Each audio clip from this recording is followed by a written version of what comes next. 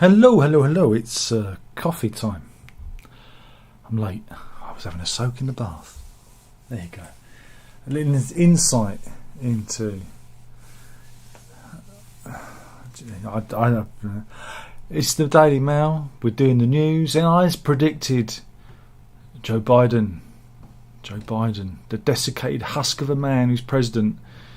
He's doing it. He's going to run again. Well, he's not going to run. He's going to kind of dodder. He's going to dodder again. So we're going to see Biden versus Trump for 2024. Could this be a thing? Could this be a thing? Imagine that. Imagine we get round two. I still can't believe that all of America, they can only find Biden and Trump to represent them. It's anyway, it's crazy.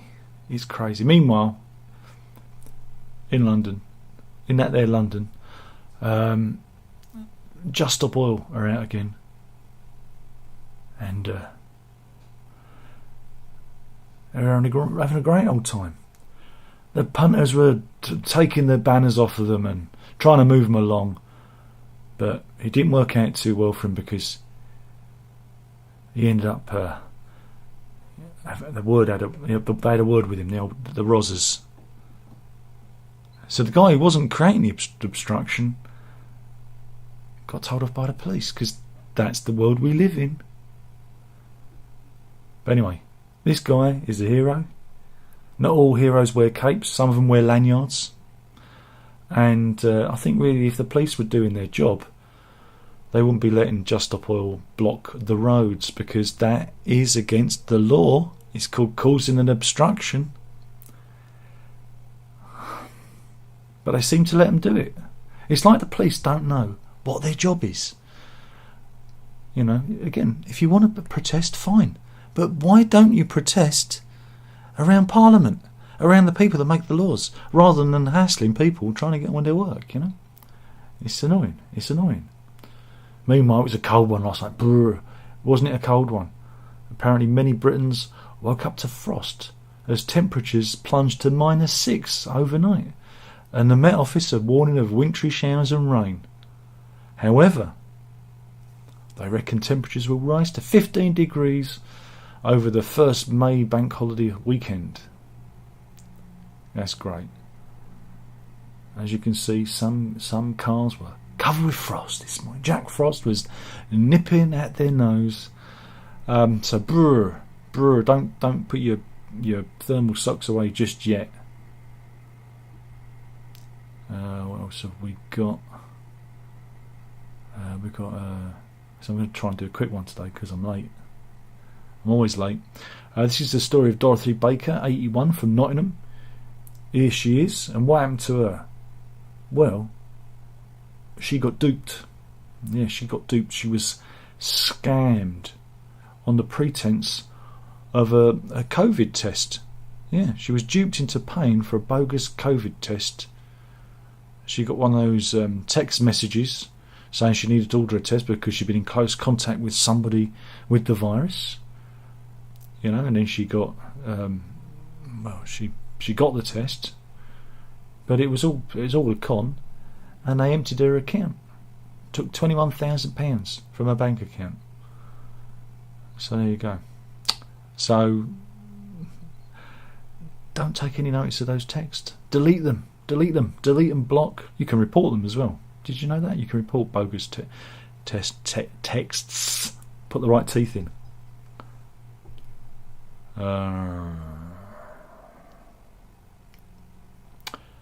Meanwhile, let's go to... This is the village of Warn... Well, is it a village? Warndon Villages in Worcester. Right. Again, the police are doing their civic duty. And here's a stock image of the policeman. But yeah, police have been criticised because officers have tried to clamp down on antisocial behaviour by sending letters to people living in Warndon Villages in Worcester saying that ball games will not be tolerated. Yes, children who play football in the street could end up being punished. And residents there described the letter as ridiculous and criticised the aggressive tone of the warning, saying that they're targeting 10-year-olds because they're the only ones who go outside to play football. One father, who wants to remain nameless, says he believes the police action comes following a single complaint from one couple. He said he encourages young children to play outdoors so they weren't glued to their phones and tablets. He says, we live around the corner from a cul-de-sac full of loads of children regularly play outside. It's both lovely and quite rare to see now.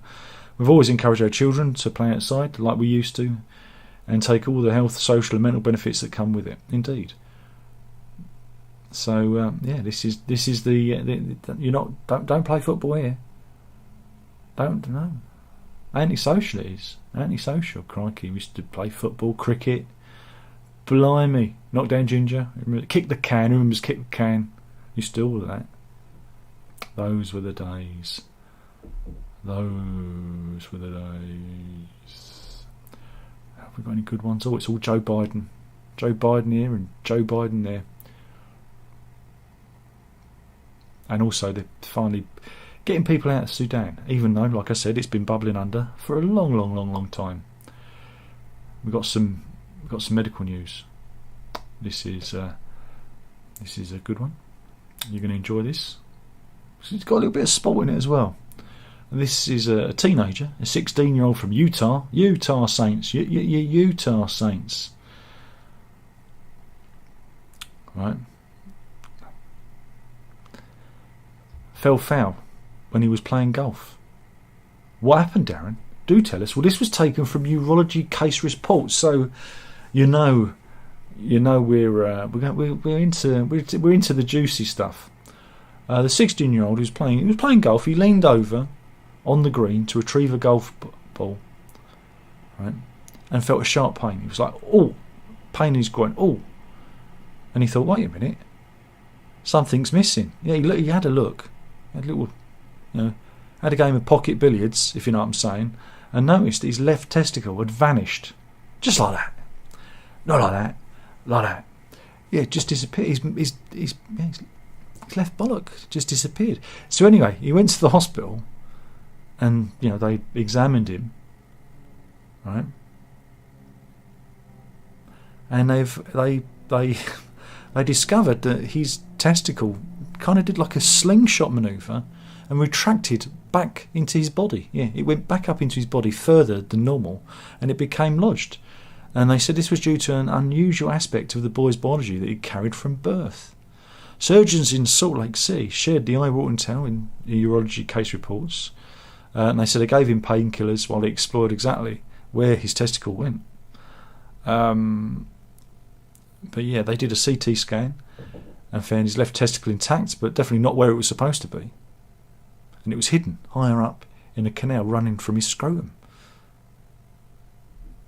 And when they checked his case history, he was diagnosed with retractile left testes, aged 11. So he had problems with the testes descending. They performed keyhole surgery to see if we could return the testes back to its location. There you go. So they used a suture to surgically anchor his testicle to his scrotum so that it will never go on a little holiday ever again. The balls will remain in the bag. But yeah, no complications. Everything's just tickety-boo. Everyone's uncrossing their legs now. Good news, everybody. China vows to build a space station on the moon by 2030. Beating NASA there by 4 years. It's going to be good, isn't it?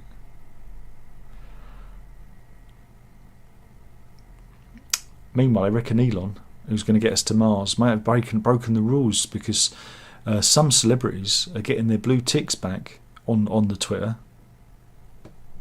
And they reckon that it's... legal experts reckon that he could be breaking rules set by the US Federal Trade Commission. It's not fair. Oh dear. Oh dear, it's all going wrong for Elon. I bet he wished he'd never been forced to buy Twitter, because that's what happened. Someone called Tucker Carlson has been kicked off of Fox News. I know why that is.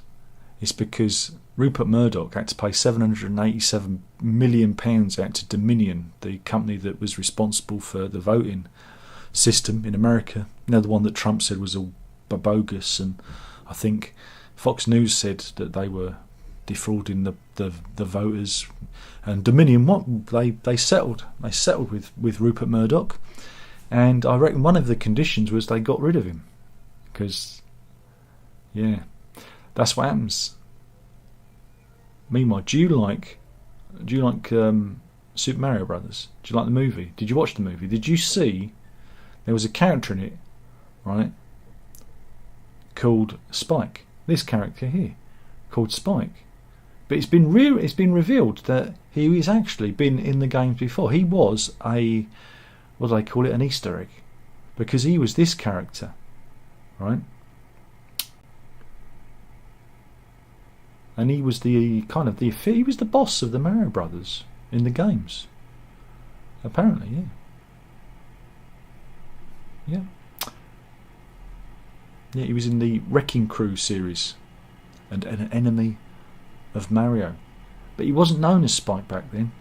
No, this character, again, this fella here, he was called Blackie. And they changed his name for the movie because, you can't do that these days. So there you go. Now, the Daily Mail and all the other newspapers, they should be doing Nintendo in racism movie shocker.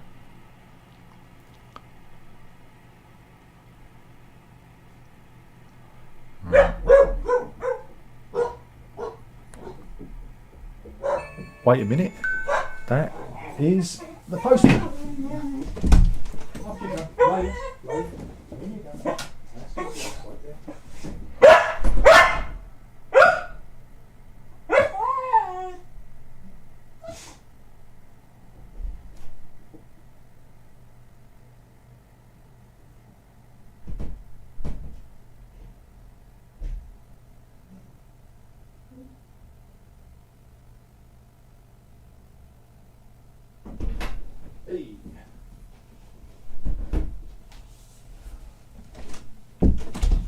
Just some vinyl going out the door to the thing. Right, what have we got here? Worst road for potholes. Oh, we do love a pothole story, don't we? We're going to the mean streets of Dorset. Petersfield Road in Bournemouth, they reckon, is the worst road in in Britain for potholes. They reckon it has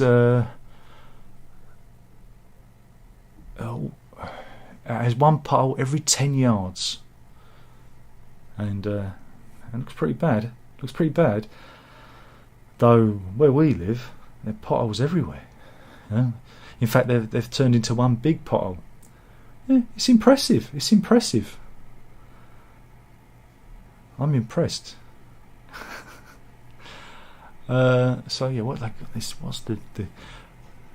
There are 21 road craters in a single 220-yard stretch of road. And resident Alexandra Stevens, who's a cyclist, says she fears going over handlebars every time she cycles on the road. Well, she probably cycles on the pavement, I'd imagine, because they do, don't they? So there you go. Is your road the worst road in Britain for potholes? Do leave a comment in the comment box below. Doesn't matter. Good news, everybody. Government borrowing has just hit an eye-watering £21.5 billion. Yay! It's going down the toilet. And still no let up on the cost of living squeeze. Food price inflation remains above 17%, whilst own brand groceries soared by 13.5%. Yeah, it's great, isn't it?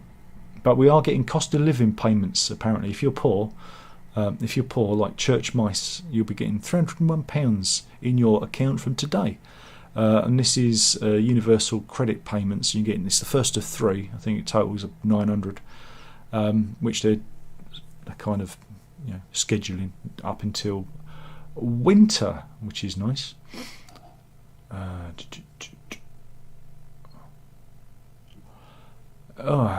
we do this one? Yeah, why not?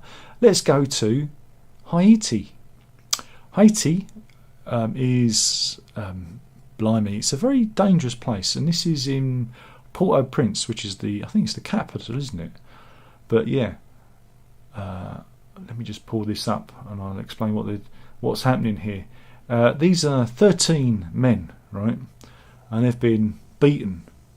They've been beaten because they're no good. They're no good. They were pulled from police custody at a traffic stop, right?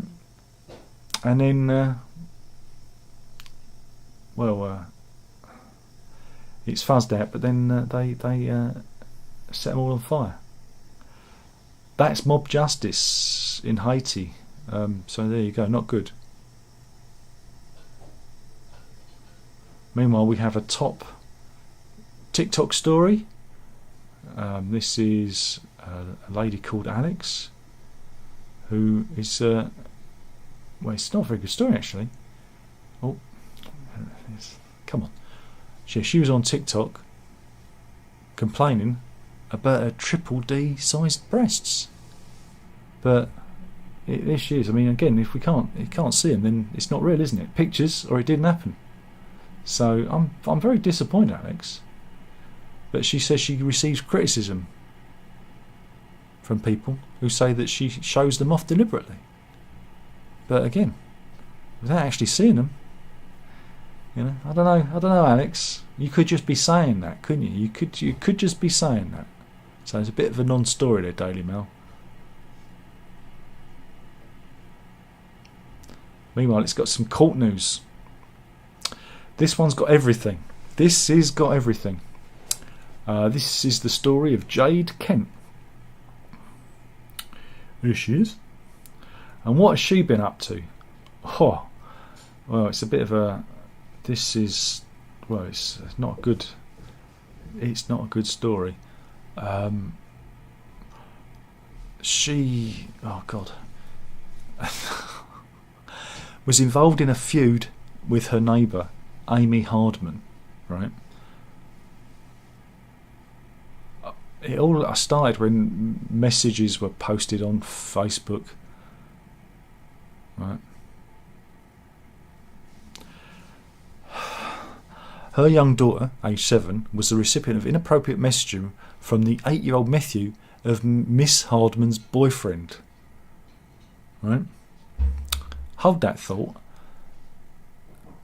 But it kind of escalated. Here's her mugshot. She don't look so glamorous in her mugshot. It escalated. And what did she do? Well, it culminated. It culminated with her bursting into the home of 39-year-old Amy Hardman. She held the woman down in a chair in her dining room before holding a Black & Decker electric drill against her head, shouting, "I'm going to kill you." Yeah, she attempted to drill a hole in her neighbour's head with a drill. The victim, who's disabled with arthritis and uses a mobility scooter, tried to get away from her attacker but sustained multiple cuts to her skull and sliced to her left arm before Kent, the attacker, ran away. This is up at Abbey Hay in Gorton, Manchester. Police discovered she'd fitted a screwdriver bit on the cordless drill, which she tried to use to drill a hole in her head. And that resulted with her being jailed for 5 years. Blimey. So you see her picture running the other direction. The victim was taken to Manchester Royal Infirmary for treatment, which she had a 4cm laceration to her scalp, 4cm abrasion to her neck, and 2cm of skin loss around her arm. She underwent a CT scan over fear she may have sustained brain injuries. Judge Nicholas Dean said, "Your behaviour was inexcusable and horrific. You attacked a woman with her own vulnerabilities for no reason at all other than you had wound yourself up as a consequence of your encounter with Mr. Burns and your concerns about his nephew." It's dangerous. It's dangerous out there. It's dangerous.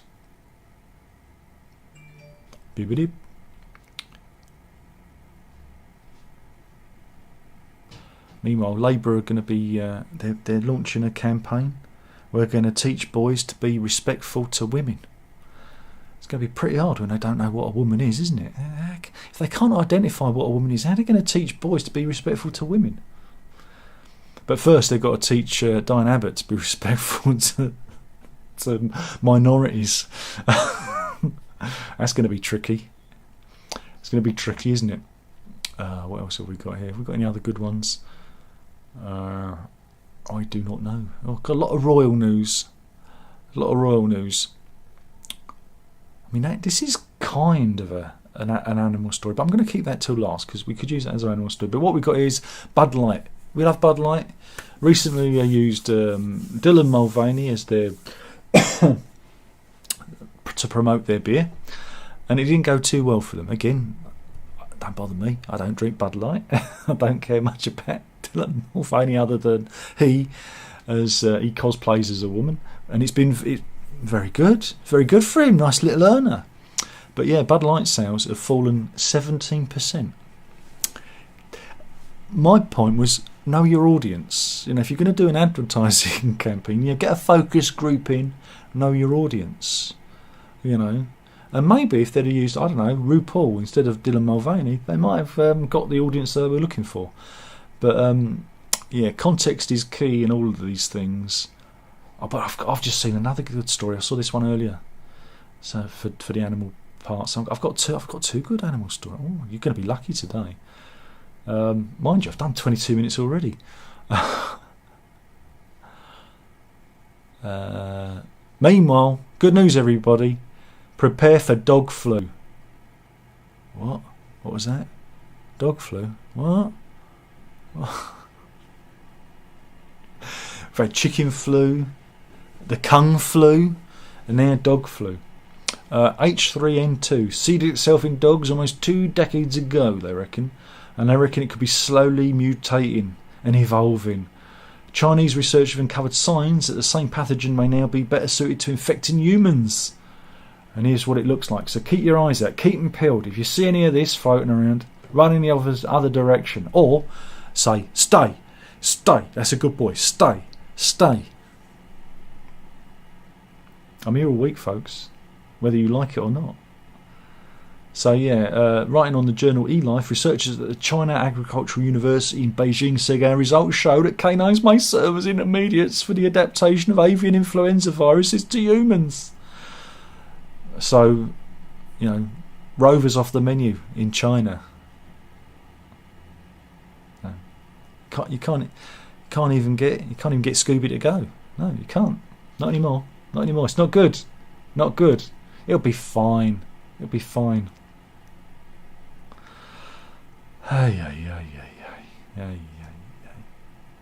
Meanwhile, let's go to Jeffrey Eaton. Jeffrey Eaton was looking to have a nice, cheap, what they call it, a staycation. He's a self-employed architect, 53 from Colchester.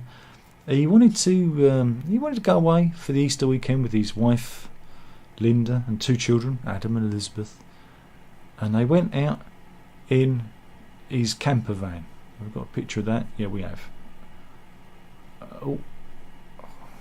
Here he is with his camper van, and he was going to have a great time. It was going to be cheap. They were going to have a break. Wasn't going to cost him a penny, but it did, didn't it? Yeah, it did cost him a penny, because on the M25 he went through the ULEZ zone. Here he is with his fine. And yeah, it's cost him £2,000, I reckon, in fines. Oops. I mean, yeah. He said, we haven't been abroad in 6 years, and this £2,000 fine would have completely scuppered our summer holidays. It came at the worst time because our heat and electricity bills have gone up, and it's crippling us left, right and centre. You can thank Khan for this, because, ULEZ. Because it's not about saving the planet or saving the air quality. It's all about making people very, very, very, very poor. He made 2 5-mile journeys within the zone, to and from a campsite in Abbey Wood, which he was charged £300 each time. However, he said he was unaware the zone extended past the capital's north and south circular roads, as he did not see any warning signs. He added he only realised the mistake when the penalty notice came through in the mail on April the 18th. There you go. He made an appeal, and TfL has since agreed a discretionary refund of £1,400. So he's got still 600 quid, isn't he? A TfL spokesman said, when people face significant penalty charges, we offer support and suggest manageable ways of settling outstanding amounts. We've discussed with Mr. Ian, and he's happy with the outcome. There you go.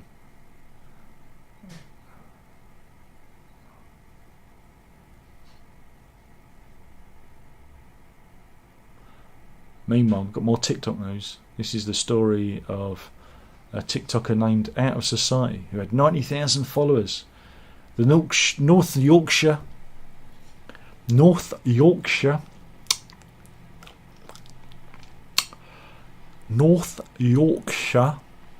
Sometimes my mouth just doesn't want to do what I tell it to do. Earned 90,000 followers. The dog's barking. Millions of likes, filming himself committing shockingly dangerous acts, right? And his audience G'd him up, so he filmed himself fighting with McDonald's staff, putting a broom in a boiling chip fat fryer, throwing things off a skyscraper, and riding on a fire engine. Here we go. This is in McDonald's. He's done that. Let's see. He's oh my goodness, this is just insanity. Let's see. And he's a TikToker. Here he is, because he's not. He's so brave he won't show his face, but he's been banned. He's been banned from TikTok. I can't think why. So there you go. That's the story. And here he's being seen by a fireman. Oh, you're not allowed to say fireman anymore. A fire prevention operative on top of a fire engine. You're allowed to say fire engine? I'm not sure what you. Oh God, it's the word police. The word police.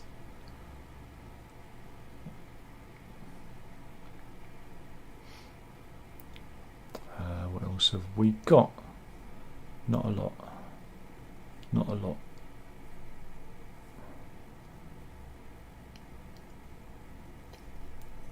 Just having a little. Oh, we've got more Nessie. We've got a Nessie. We've got more Nessie. This is Owen O'Farrigan. Was watching a lock via webcam when he noticed something mysterious lurking in the water. Here, look at that. Ducks.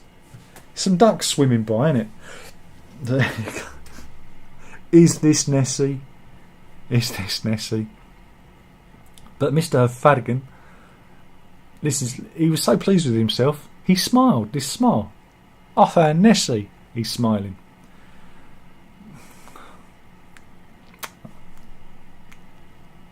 That would be funny if Nessie was discovered via webcam, wouldn't it?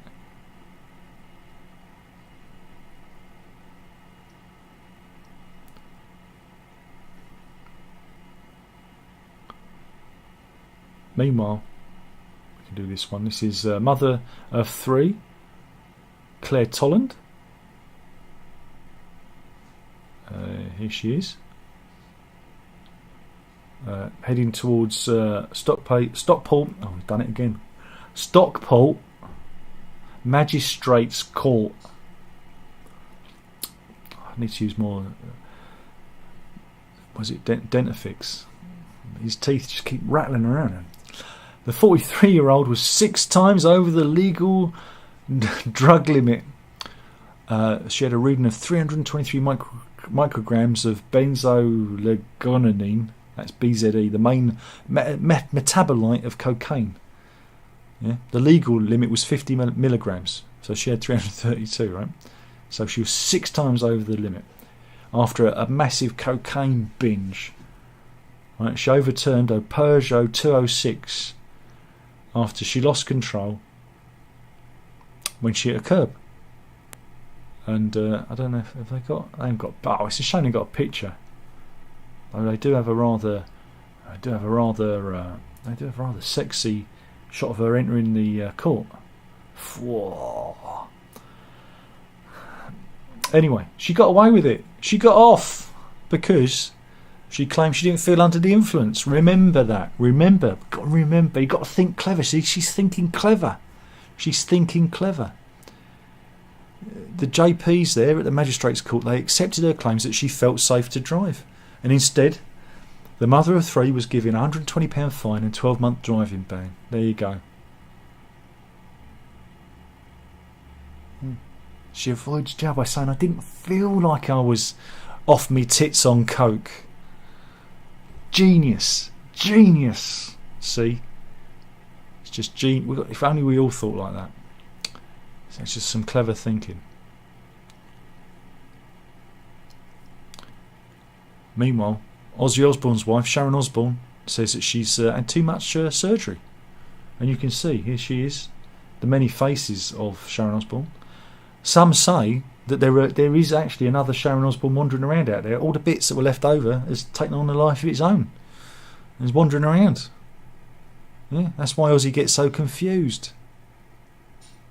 Meanwhile, I'm a Celebrity was on last night. Did you see that? Yeah. I'm a Celebrity was back. And they went to South Africa. And Paul Burrell was back. Yeah, he's back to pulling faces again. Now, as he explained on his intro, since being in it last time, because he was married with children, now he's married to a man. Right? He's married to a man. I don't know, how did that happen? I don't know. But these things happen. And you'd think, now he's married to a man, he'd be used to sticking his hand into dark orifices, wouldn't you? Be used to putting things in places. You'd be used to it. You'd think he'd be used to it, but he was still grimacing. Mind you, this was what was down the hole. There you go. So, wasn't very good. I didn't enjoy it. Didn't enjoy it because it wasn't live. Mind you, Mastermind had 6 finalists, and they did this big thing where they looked at their lives and turned it into bloody. I want it to be quiz show. Very disappointing with that. What else have we got? No,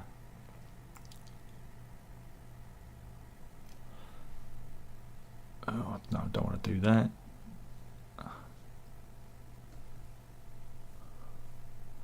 We have a. Oh no! If I do that, then I'm going to get demonetised. I have to look at the stories and think. Oh well, maybe we'll just stop there then. Oh crikey! I've gone over. Mind you, we do have an update on Christian Montenegro. I don't know if you remember Christian Montenegro, but he's come on, Daily Mail. Come on. Sorry, I've got to use another browser because it's decided to futz out on me. But don't worry, I can do this. If I go into another browser, it will open it. You'll remember him because he... Oh. One day, I'm going to get a new computer. He's one of those people that's married a doll. You know that? Yeah? Well, anyway, he was very distraught because his doll wife was taken ill, and he called the ambulance, and paramedics apparently tended to his wife Natalia. This is from Bogota in Colombia. I really don't fancy yours much. I really don't. And here he is, in better times when she was feeling better. It's good though, because it makes you feel sane, doesn't it? When looking at the madness, it just makes you feel. And here he is with them, with their third child that they've recently brought into the world. Ah, yes,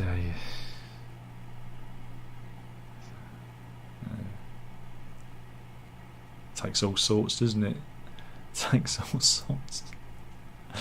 So yeah, we've done that one. That's a good one. Meanwhile, we'll go to Glasgow. The M74 motorway in Glasgow. Police Scotland intercepted a car. Right, they found £10,000 of Class A drugs in this car, and here's the drug wipe that they took, as the driver tested positive for cocaine, but they were quite taken aback by this little fella on the back seat. No, he wasn't driving a Lamborghini, but he did feel sheepish. Oops. And then he just wanted to flock off. So there we go. My lunch, I've got to go, but I'm going to get one more story. And this is an amazing story. This is the story of Lucy Humphrey. Right? Lucy Humphrey, and she's not very well. Here she is. She suffered from lupus for 15 years, and she needed a new kidney because she was suffering from kidney failure. And she was on the beach one day. Right, this was in Barry, South Wales, when a stranger was walking her dog. This was a Doberman dog, and the dog just suddenly made a beeline for her. Right, just made a beeline. There's,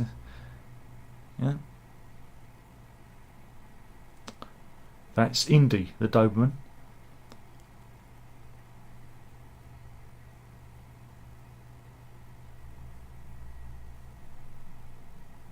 And it turns out, right, that Katie James, who owns Indy the Doberman, was a perfect match for a new kidney, and she donated her kidney. There you go, to Mrs. Humphreys. There we go, and there they are with Dobermans. So yeah, maybe the dog knew. Maybe the dog could sense it. What do you reckon? Yeah. Yeah. Yeah, Miss Humphreys, that's Lucy. Her dog sniffed out.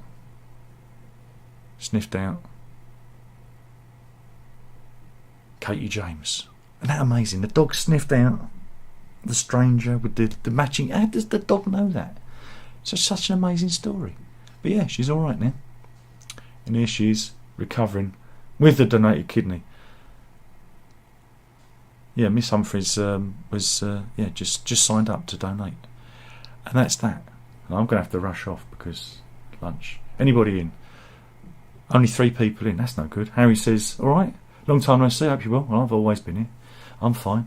Run says, "I don't having a mad day, but hearing about slingshot and testicle has made me smile. It takes balls." And Layla makes a good alarm bell. She certainly does. Bruce says, Harlow's the most potholes anywhere. Where I live in Loughton. And Andrew says, I'm in, and I've drunk it all up. Good for him. And AJ says, I caught you down. Your live stream's always a good way to start my day in the US. Excellent. See you tonight in the live stream, says Andrew. Absolutely. And miracles do happen. Indeed they do. Thank you for watching. Killing the channel, one video at a time. That was the news. You know you've got to drink it up.